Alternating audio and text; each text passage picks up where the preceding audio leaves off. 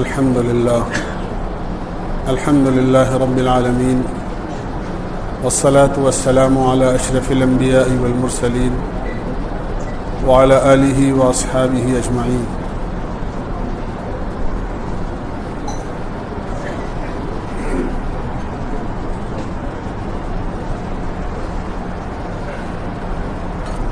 دوست بزرگوں،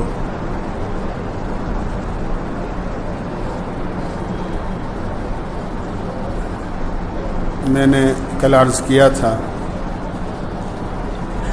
کہ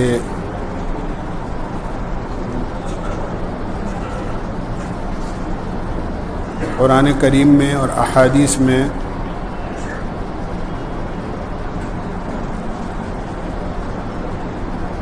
سلام کا حکم ہے،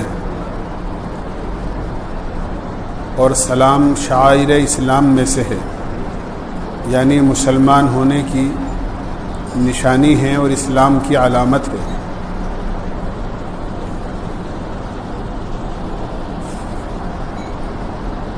اور سلام حقوق مسلم میں سے ہے. ایک حدیث میں آپ نے 5 حقوق، ایک میں 6 حقوق اور بھی زیادہ حقوق آپ نے بیان فرمائے ہیں ایک ساتھ. رد السلام، سلام کا جواب دینا، عیادت المریض، بیمار کی عیادت کرنا، اتباع الجنائز، جنازے میں شرکت کرنا، اجابت الدعوہ، کوئی دعوت دے تو اس کی دعوت کو قبول کرنا، و تشمیت العاطش، اور چھینکنے والے کے الحمدللہ کہنے پر جواب میں یرحمک اللہ کہنا. ایک حدیث میں، بخاری مسلم کی حدیث ہے، یہ 5 حقوق بیان کیے ہیں.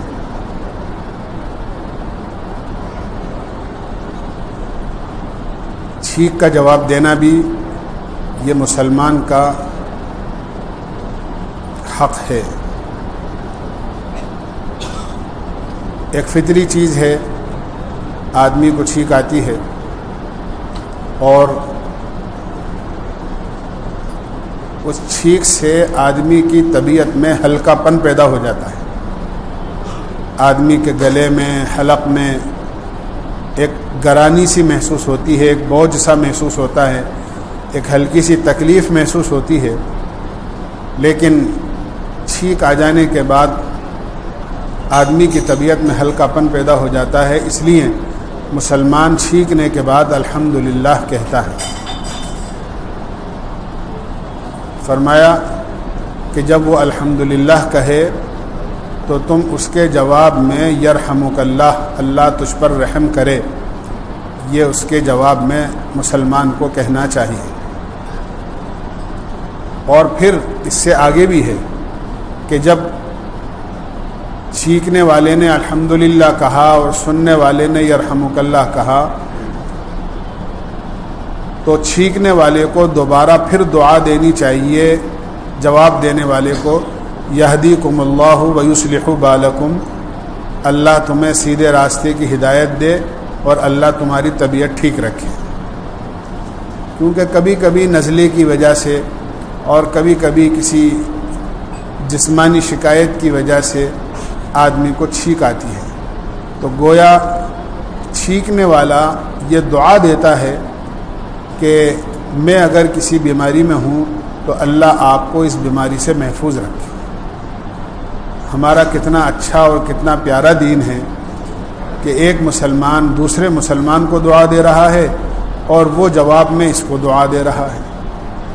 یعنی ایک دوسرے کو دعا، سلامتی، خیر اور بھلائی، اپنے دل کو صاف رکھنا، اس کی کتنی تعلیم اور تلقین احادیث میں اور شریعت میں دی گئی ہے. بہرحال یہ ایک مسلمان کا حق ہے. اسی کے ساتھ ساتھ اجابت الدعوہ، اگر کوئی مسلمان دعوت دے، اپنے گھر بلائے، تو مسلمان کو اس کی دعوت کو قبول کرنا چاہیے. دعوت کئی قسم کی ہوتی ہے. ایک آدمی ویسے ہی کسی کو اپنے گھر بلاتا ہے کھانے پر. ایک وہ دعوتیں ہوتی ہیں جو مسنون دعوتیں ہیں، جیسے ولیمے کی دعوت ہے، عقیقے کی دعوت ہے۔ بہرحال ایک مسلمان کو بلائے تو مسلمان کو اس کی دعوت کو قبول کرنا چاہیے۔ حدیث میں آتا ہے کہ مسلمان کو بلائے تو مسلمان اس کی دعوت کو قبول کرے اور اس کے گھر جائے۔ اور یہ الگ بات ہے کہ طبیعت چاہے تو کھانا کھا لے اور طبیعت چاہے تو کھانا نہ کھائے۔ کھانا ضروری نہیں ہے، لیکن اس کی دعوت کو قبول کرنا یہ ایک سنت طریقہ ہے اور یہ ایک مسلمان کا حق ہے۔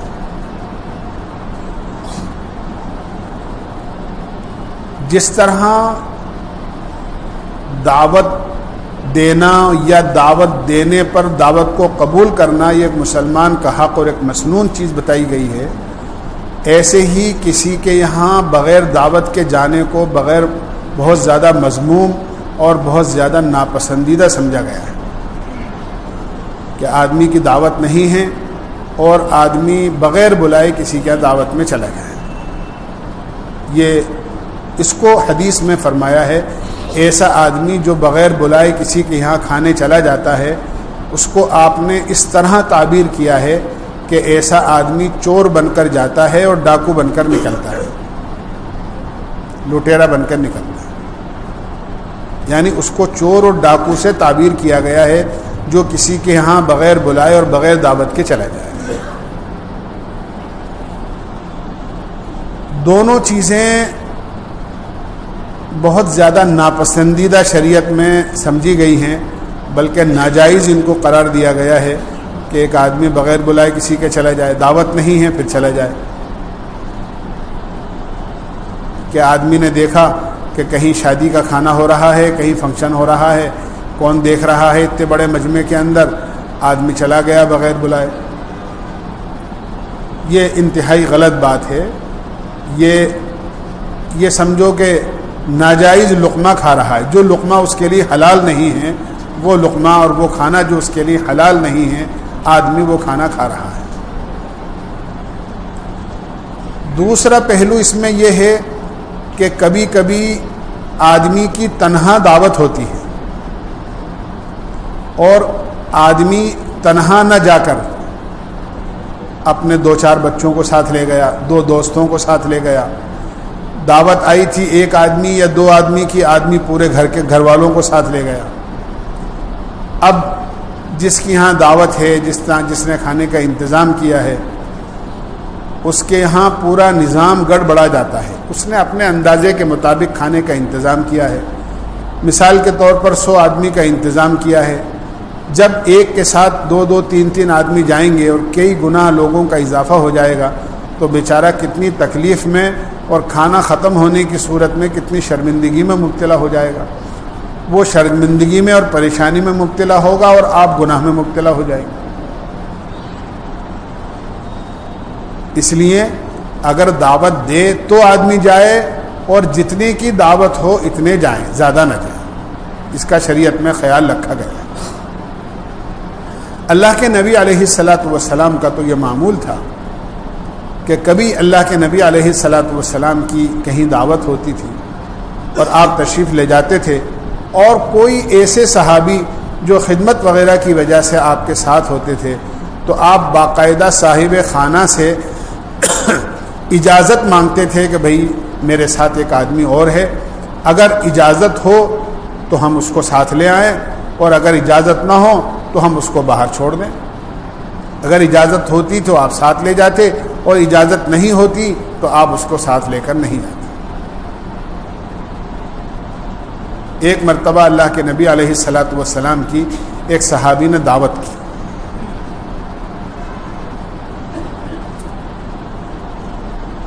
شوربے والا کھانا بہت اچھا بناتے تھے وہ، اللہ کے نبی کو شوربے والا کھانا بہت پسند تھا۔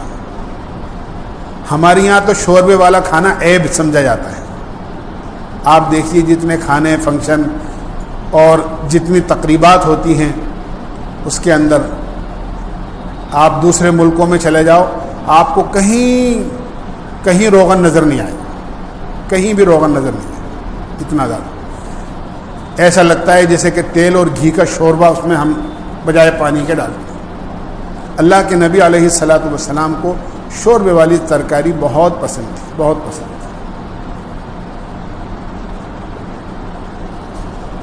تو آپ کی دعوت کی انہوں نے۔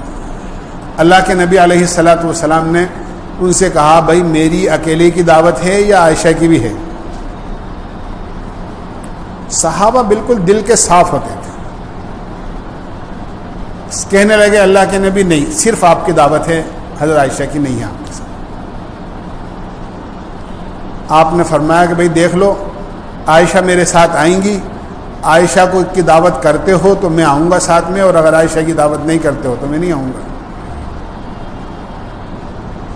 وہ صحابی کہنے لگے اللہ کے نبی دعوت تو میں صرف آپ ہی کی کر رہا ہوں، آپ تنہا ہیں۔ ایسا نہیں تھا صحابہ کے دل میں کچھ اور زبان پہ کچھ، یہ صحابہ کی صفت تھی، اس کو شریعت میں ناپسند قرار دیا گیا ہے کہ اگر ایک آدمی کی دعوت کر رہے ہیں تو صاف کہہ رہے ہیں اللہ کے نبی نہیں آپ کی دعوت ہے۔ ایسا نہیں کہ مروتاً کسی آدمی نے کہا کہ بھئی میرے ساتھ 4 آدمی اور ہیں، تو اب آدمی سوچ رہا ہے کہ بھئی کیا کریں، ہم دروازے پر آئی گئے ہیں تو بھئی آ جاؤ، حالانکہ دل میں بڑی ناگواری محسوس ہو رہی ہے، لیکن آدمی کہہ رہا ہے مروتاً کہ ہاں بھئی کیا کریں آ جاؤ، نہیں تو نہیں۔ تو صحابی نے منع کر دیا آپ کی اکیلے کی دعوت ہے، عائشہ کی نہیں۔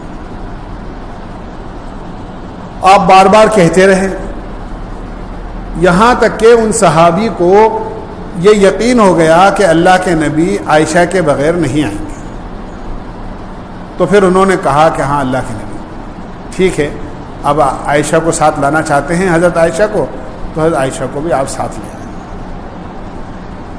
جب تک انہوں نے ہاں نہیں کی اور اجازت نہیں دی، اللہ کے نبی علیہ الصلاۃ والسلام حضرت عائشہ کو لے کر نہیں گئے، اور آپ نے دعوت کو اس وقت تک منظور نہیں کی۔ اسی روایت سے علماء نے استدلال کیا ہے کہ اگر دعوت کہیں سے آئے اور تو آدمی دعوت میں کسی قسم کی شرط لگا سکتا ہے،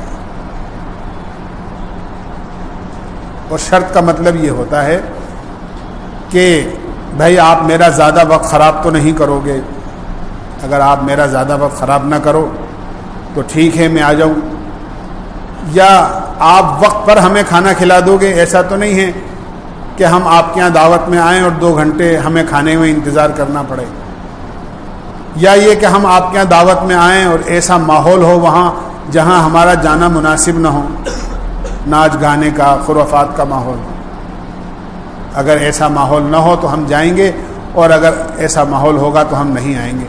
اس قسم کی شرط لگانا جو شریعت کے اندر مناسب ہو لگا سکتے ہیں، یہ دعوت قبول کرنے والے کا ایک عمل ہے۔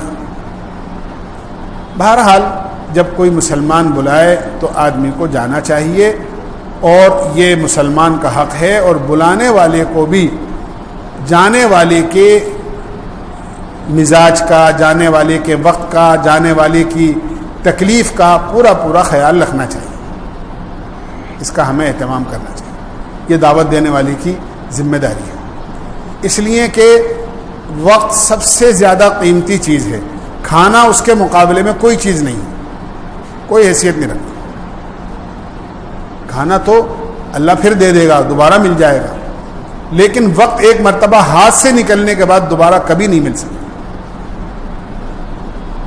اس لیے پرانے بزرگوں میں دعوت کے سلسلے میں اوقات کی بہت زیادہ رعایت رکھی جاتی تھی۔ ہمارے بزرگوں کے تو ایسے واقعات ہیں کہ آج ان واقعات کو اگر بیان کیا جائے تو ہم سوچنے لگیں گے کہ کیا ایسا بھی ہوتا ہے، کیا یہ بھی کوئی دعوت ہوتی ہے، یعنی یہ سوچنے لگیں گے یہ بھی کوئی دعوت ہوتی ہے۔ ایک بڑے عالم ایک شہر کے اندر گئے، بزرگوں میں تھے، غالباً حضرت مولانا ادریس صاحب کاندلوی رحمۃ اللہ،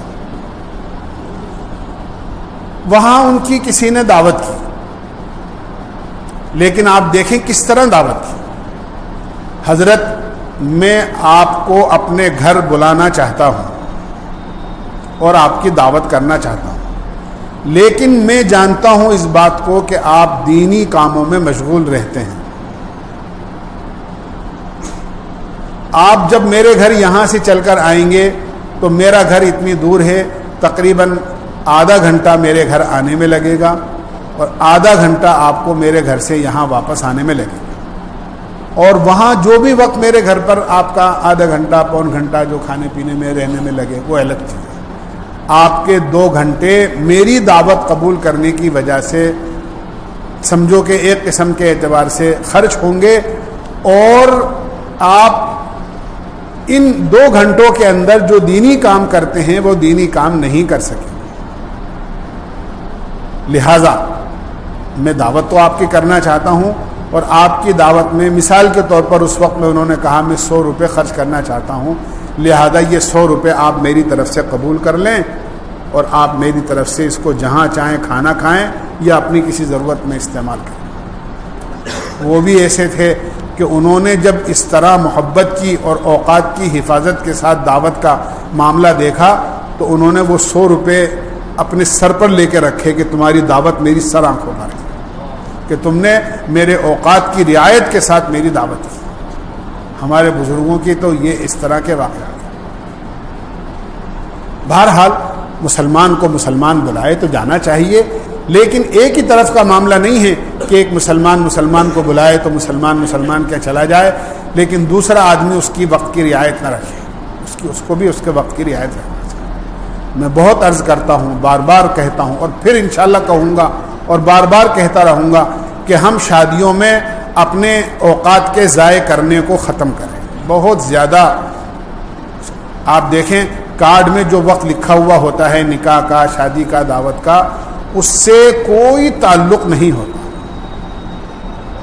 اور معمولی سے طور پر آدمی کہہ دیتا ہے ارے صاحب گھنٹے 2 گھنٹے تو کوئی ایسی بات نہیں، دیر ہو ہی جاتی ہے، شادی بھی آ گئی۔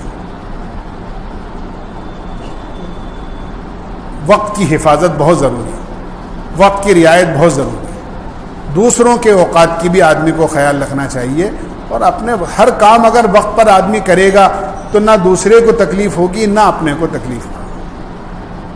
بہرحال مسلمان کی ذمہ داری ہے کہ جب کوئی مسلمان بلائے تو مسلمان اس کے یہاں جائے، اور جتنے کو بلائے اتنے کو جائے، زبردستی کسی پر بوجھ نہ بنے، نہ زیادہ جا کر نہ زیادہ لے جا کر۔ کتنی بری بات ہے کہ ایک مسلمان کو بلاتا ہے کہ صاحب میری بچی کی شادی ہے، لہذا آپ کو میری بچی کے نکاح میں دولہا والوں سے کہتا ہے کہ صاحب آپ کو تشریف لانا ہے نکاح کے لیے، ایک رسم کہیے، اپنا بنا ہوا قاعدہ کہیے، جو بھی کہیے۔ حالانکہ سنت طریقہ تو یہ ہے کہ کہیں لڑکی والوں کے گھر پر یا کسی مسجد کے اندر لوگ جمع ہو جائیں، مصلی موجود ہوتے ہیں، وہاں نکاح ہو جائے، اور نکاح کے بعد میں لڑکی والے خود لڑکی کو لڑکے کے گھر پہنچوا دیں، بس باقی یہ آرات برات کا کوئی قصہ شریعت میں کہیں دور دور تک نہیں۔ ایک بزرگ سے کسی نے پوچھا حضرت یہ بارات کیا ہوتی ہے، وہ تذکرہ آ گیا اس لیے کہہ رہا ہوں آپ کہ حضرت یہ بارات کیا ہوتی ہے، تو فرمانے لگے یہ بے وقوفوں کی جماعت ہوتی ہے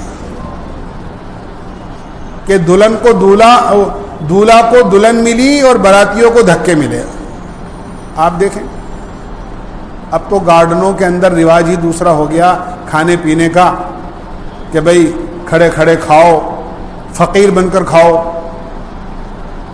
فقیر بن کر۔ ہمیں اسٹینڈرڈ کا فقیر بنا دیا گیا، اسٹینڈرڈ کا فقیر، جانتے ہو اسٹینڈرڈ کا فقیر؟ ایک تو فقیر وہ ہوتا ہے جو دروازے پر آ کر ہمیں بھیک مانگے، 2 روپے کی 2 روٹی کی بھیک مانگے۔ ایک شوٹ بوٹ پہن کر اسٹینڈرڈ کا فقیر، 50 اسٹالیں لگی ہوئی ہیں، ایک جلیبی کی لگی ہوئی ہے، ایک پکوڑی کی لگی ہوئی ہے، ایک روٹی کی لگی ہوئی ہے، ایک سالن کی لگی ہوئی ہے، ایک میٹھے کی لگی ہوئی ہے۔ یہ جیسے وہ فقیر آتا ہے نا دروازے پر اپنا وہ کشکول لے کر یا اپنی جھولی لے کر یا اپنی پلیٹ لے کر کبھی جلیبی والوں کے جاتا ہے، جیسے وہ کہتا ہے دیو اللہ کے نام، ایسے ہی کہتا ہے ایک جلیبی دے دو، وہ بیچارہ چمٹے سے اٹھا کر ایک جلیبی رکھ دیتا ہے۔ پھر دوسری اسٹال پر جاتا ہے کہ بھائی ایک گلاب جامن دے دو، وہ بیچارہ چمٹے سے اٹھا کر ایک گلاب جامن رکھ دیتا ہے۔ جیسے فقیر پورے محلے کے اندر در در کی روٹی کی بھیک مانگتا ہے اور در در سے کھانا مانگ کر اپنے گھر لے جا کر کھاتا ہے، ایسے ہی یہ پلیٹ اپنے ہاتھ میں لے کر 50 اسٹالوں پر در در سے بھیک مانگ کر اپنے پلیٹ میں کچھ کھانا جمع کر کے، اور کیا کہوں کہ بالکل جانور بھی جھک کر کھاتا ہے. آپ نے دیکھا ہوگا جانور بھی اپنا منہ نیچے زمین میں جھکا کر کھاتا ہے، اس کے اندر بھی عاجزی ہوتی ہے، اور ہم لوگ تو کھڑے ہو کر منہ اٹھا کر کھاتے ہیں. اور اس کو اسٹینڈرڈ ترقی، اس کو بہت زیادہ سمجھتے ہیں کہ ہم بڑے اونچے معیار پر ہیں، یہ ہمارا اعلیٰ معیار ہے. غیر محسوس طریقے سے یہود و نصارہ نے ہمیں فقیر بنا دیا، اور آدمی بہت خوش ہے بے شعوری کے اندر کہ دیکھو ہم.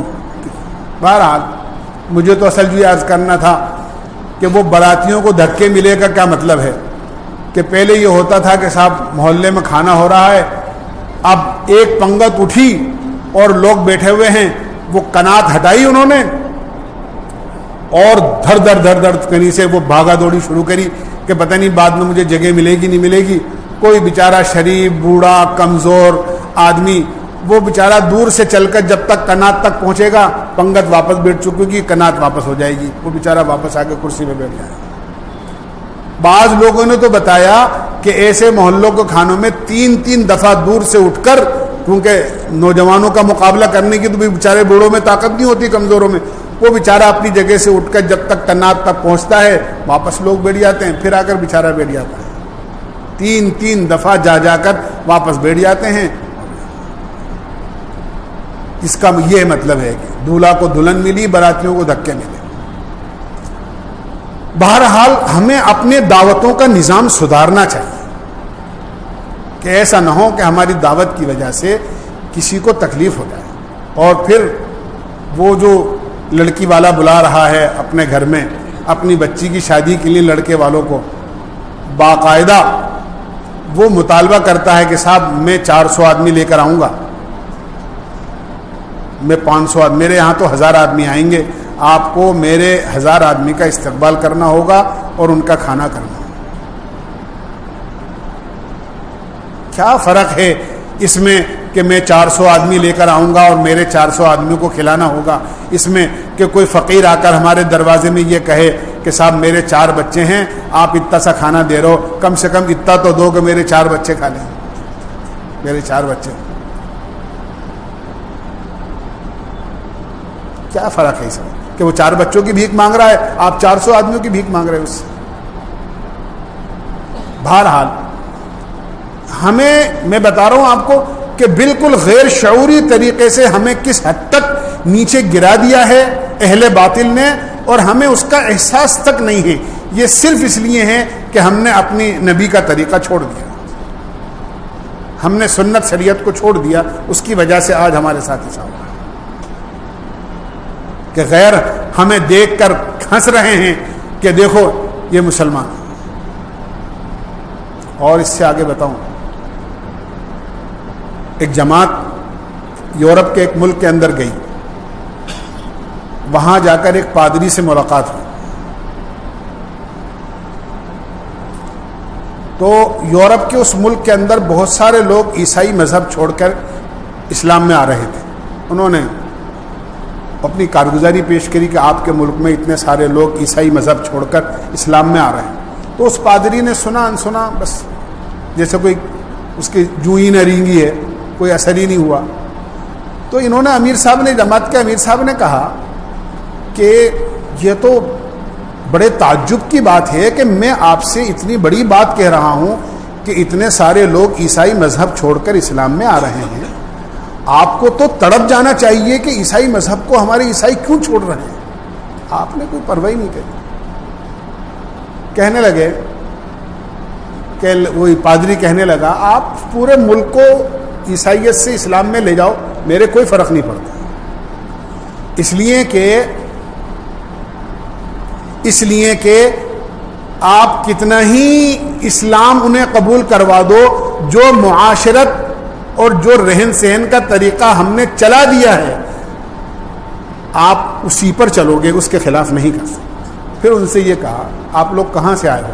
تو پڑوس کے جو ملک سے جماعت گئی تھی اسلامی. انہوں نے کہا تمہارا ملک سارے مسلمان ہیں, حکومت والے بھی مسلمان اور زیادہ تر تمہاری یہاں اکثریت مسلمان.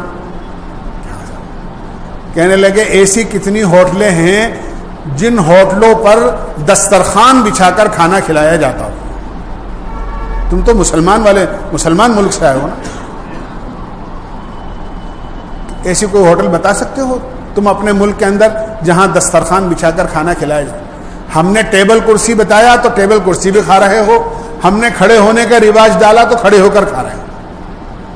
تمہارا اسلام کہتا ہے دسترخوان بچھا کر کھاؤ, ہم نے ٹیبل کرسی ایجاد کری, ہم نے کھڑے ہو کر کھانا ایجاد کیا, تم ہمارے طریقے پہ چل رہے ہو مسلمان ہو کر. کتنے لوگوں کو اسلام میں داخل کر لو, کیا فرق پڑتا ہے؟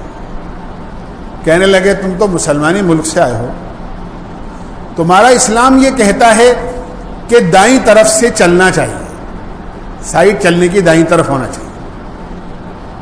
ہم نے تمہارے ملک کے اندر طریقہ ایجاد کر دیا کہ نہیں ٹریفک بائیں سائڈ چلے گا, الٹے ہاتھ چلے گا, تو تم باوجود اوپر سے نیچے تک مسلمان ہونے کے ہمارے ہی طریقے پر الٹے سائڈ ہی چل رہے ہیں. طریقہ تو ہمارا چل رہا ہے, تم سب کو مسلمان کر لو تو کیا فرق پڑتا ہے اس سے؟